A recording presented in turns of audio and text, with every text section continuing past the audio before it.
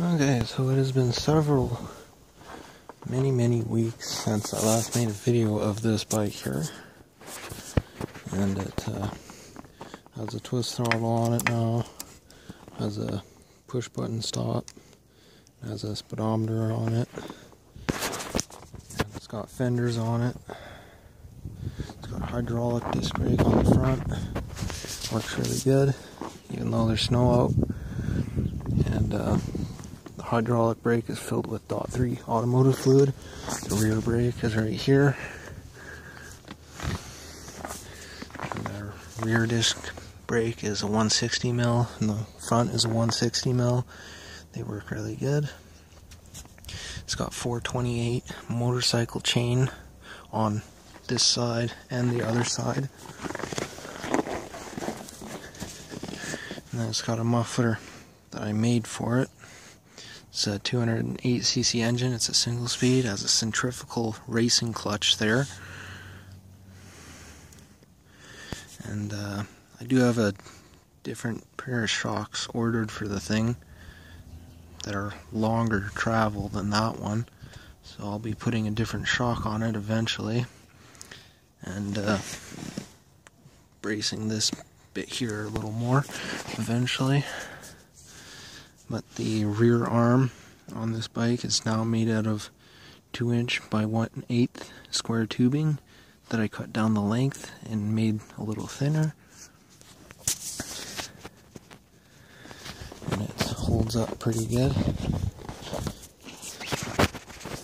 Gets really good gas mileage and such. Yeah, that's about that.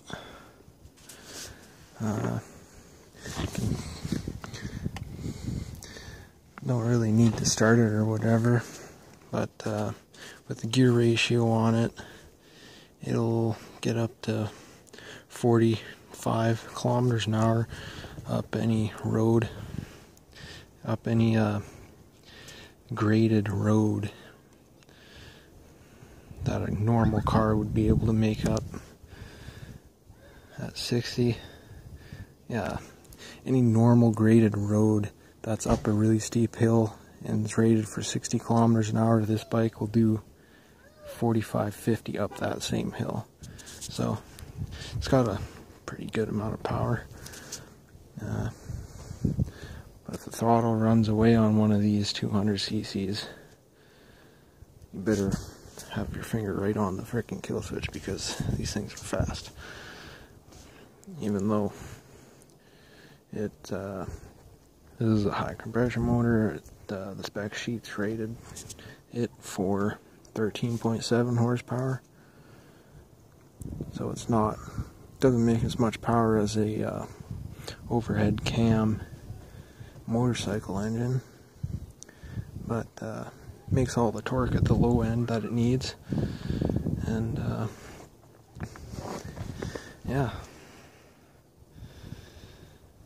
I think to get something built like this properly, if you want to do it yourself, I would greatly recommend taking a few welding courses at a local university or college or high school or whatever, if you have it.